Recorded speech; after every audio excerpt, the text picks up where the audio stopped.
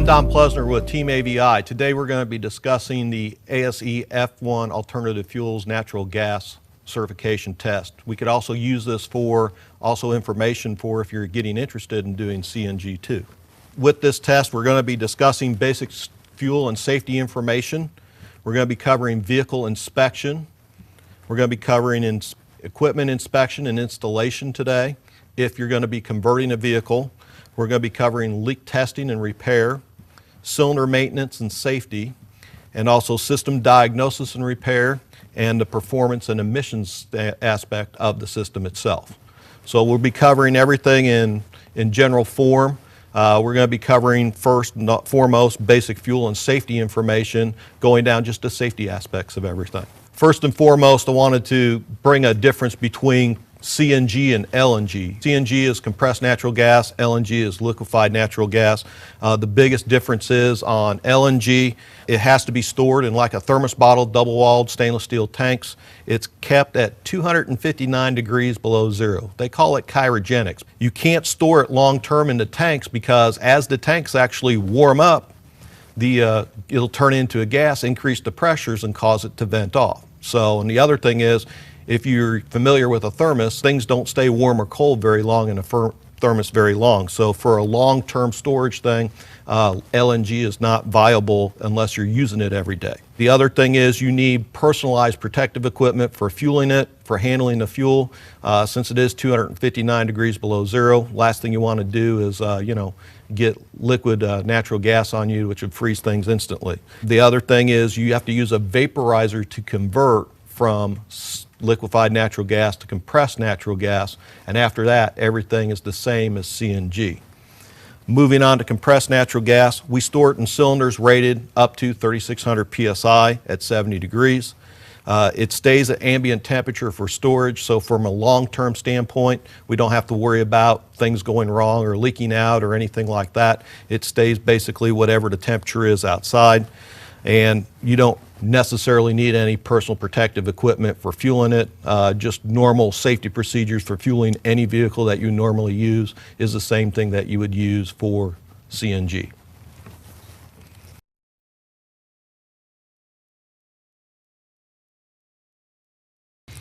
Okay, fuel basics. Now, compressed natural gas basically is methane, which is CH4. Methane is lighter than air, so it's going to go up to the ceiling. So what happens is if it vents or anything like that, it's going to raise, whereas propane stays down towards the ground. So the thing to keep in mind when we're talking anything about the fuel as far as natural gas is anything that leaks out of it is going to go up. The octane equivalent is 120 to 130 octane. From a performance standpoint, for a performance guy, that's excellent. We like it from a performance aspect of it. From an environmental standpoint, hydrocarbons, it is the least reactive with sunlight. So compared to gasoline, gasoline is the worst. Compressed natural gas or natural gas is the best. Natural gas is the way to go from an environmental standpoint. Also, it forms less CO2 when we burn it, which when we talk about fuel economy and European standards, they go by CO2 emissions, not miles per gallon. So if we're actually looking at it from that standpoint too, we produce less CO2, so actually it would equate out to, in a way, so to speak, better miles per gallon. We have more BTU than gasoline per pound. Now, gasoline is a liquid, 45 degrees below zero, total liquid, compressed natural gas, 256 below. So when you try to average it out, when we go to a gaseous state, obviously we can't store it as much, but we do have more energy content in natural gas if we could get it to be on equal terms of gasoline. The ignition point, gasoline ignites at 600 degrees, CNG ignites at 1200 degrees.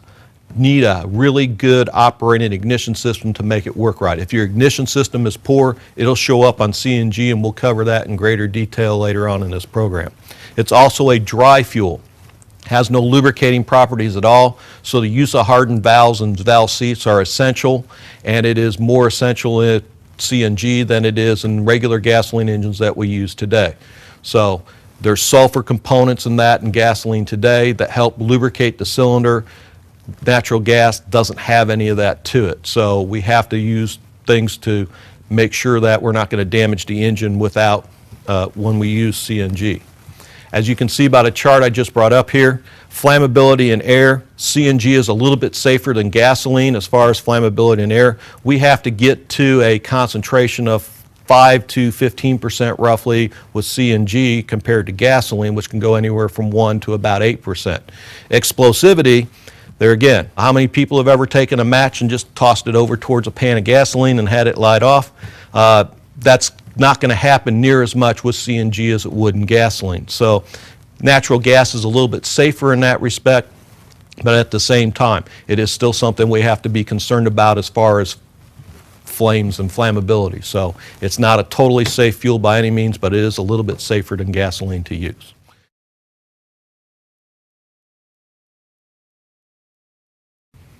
Okay, general safety. Now, general safety for natural gas. First and foremost, we're going to store it in tanks between 3,000 and 3,600 psi.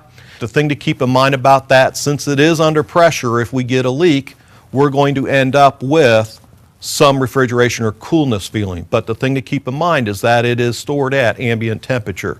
It has detection fragrance added to it also. So keep in mind that compressed natural gas has an odor to it. If you've ever had a gas stove at home that hasn't lit off, you'll have that same odor. If you have an accident with the vehicle, you have to go through a complete inspection of the fuel system to make sure there are no leaks, no damages to anything. We have tanks that have weight associated with them. We have to make sure that they stayed mounted down, they didn't move, didn't cause any damage at all. Same thing with the fuel system. We have to go through and make sure there are no leaks out of it at all. If you got to depressurize the fuel system before any repairs are done, you want to make sure that there isn't any pressure to the system. Keep in mind, our base system coming out of the tanks is 3,000 to 3,600 psi. Once we're going into the vehicle, we could have pressures as high as 150 psi, depending on the type of system that we have. So if we're going to do a repair, we have to depressurize it properly. And then after any repair to the system at all, have to do a thorough leak test using the proper type of leak detection methods to make sure that we don't have a leak. There again, the problem that we have is that we could have a fire that could develop. Same thing as with gasoline. If we get an explosive atmosphere under the hood or around the vehicle because of a leak, we don't want it to actually, cause a fire and burn down. Vehicle safety should have a visible label in the engine compartment that identifies the vehicle as being CNG fueled. Our fueling connection should be labeled as CNG. As you can see over here, we have our vehicle sitting next to us. It has the CNG label by it. If you have any O-ring that when you service a fuel system that's there on the fitting, you have to replace the O-rings that are there. The O-rings are supposed to be new anytime you break the fuel system loose. All tubings and hoses have to be permanently marked that they're CNG.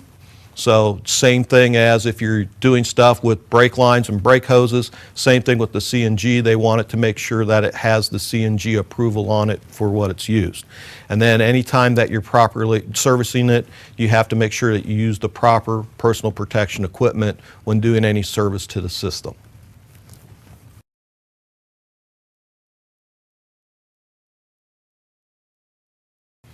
Okay, vehicle layout. Now, I brought up a slide of the Ram 2500 CNG vehicle, but as you look at the system, it shows that the CNG tanks are going to be actually in the bed.